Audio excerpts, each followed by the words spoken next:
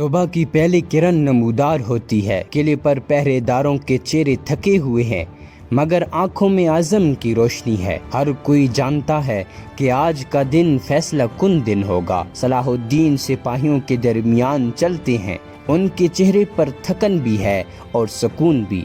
سپاہیوں کے قریب جا کر کہتے ہیں، بھائیوں، آج کا دن ہماری جانچ کا دن ہے۔ صلیبی اپنی پوری طاقت کے ساتھ آئیں گے، لیکن یاد رکھو، زمین سے طاقت نکلتی ہے اور آسمان سے نصرت۔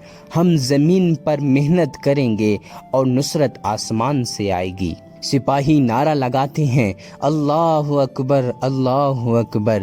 صلاح الدین قلعے کے اندر ایک بزرگ کے پاس آتے ہیں۔ وہ سفید داڑھی والے نورانی چہرے کے ساتھ تسبیح میں مشغول بیٹھے ہیں۔ استاد کہتے ہیں، صلاح الدین، آج کا دن تیرے ایمان اور صبر کی آزمائش ہے۔ دشمن زیادہ ہیں مگر وہ ایمان سے خالی ہیں۔ یاد رکھ، تلوار ہاتھ سے چلتی ہے لیکن وار دل سے ہوتا ہے۔ صلاح الدین سر جھکا کر کہتے ہیں، استاد جی، دل کبھی تھکنے لگتا ہے۔ سپاہی بھوکے ہیں، زخمی ہیں، مگر ہمت نہیں ہارتے۔ تو ان کا امیر ہے، ان کی ہمت تیرے آنکھوں سے جنت تلاش کرتی ہے۔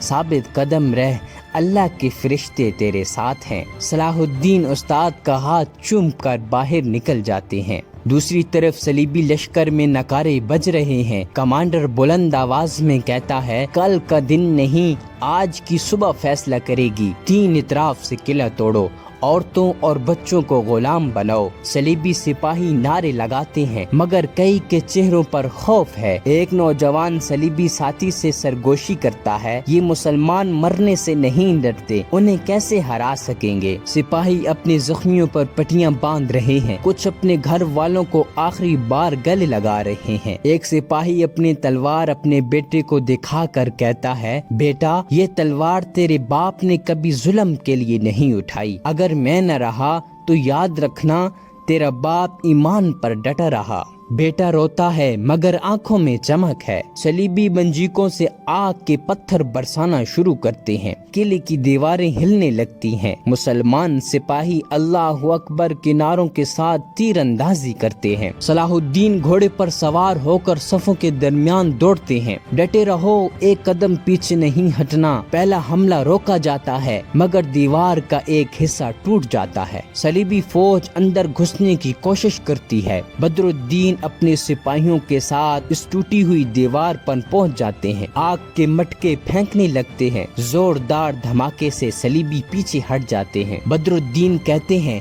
یہ قلعہ اللہ کا ہے، صلیبی کبھی اندر نہیں جا سکیں گے۔ قلعے کے اندر خواتین زخمی سپاہیوں کو پانی پلا رہی ہیں۔ ایک عورت ہاتھ میں جلتی مشغل لے کر کہتی ہے، اگر دشمن اندر آیا تو مشغل پہلے میری جان لے گی، پھر ان کے سر جلائے گی۔ سپاہی عورتوں کی ہمت دیکھ کر مزید جوش میں آ جاتے ہیں۔ صلیبی اپنی پوری طاقت لگا دیتے ہیں، ہزاروں سپاہی قلعے پر چڑھنے لگتے ہیں۔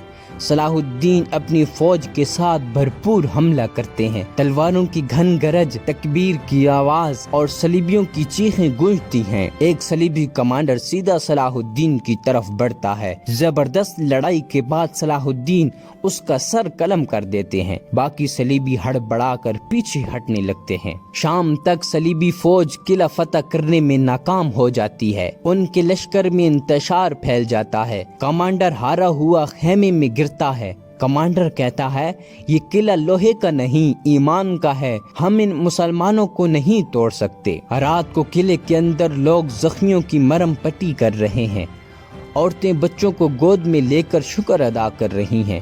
صلاح الدین قلعے پر کھڑے آسمان کی طرف دیکھتے ہیں۔ صلاح الدین کی آنکھوں میں آنسو ہیں۔ یا اللہ، تو نے ہمیں سرخرو کیا، یہ جیت ہماری نہیں تیری ہے۔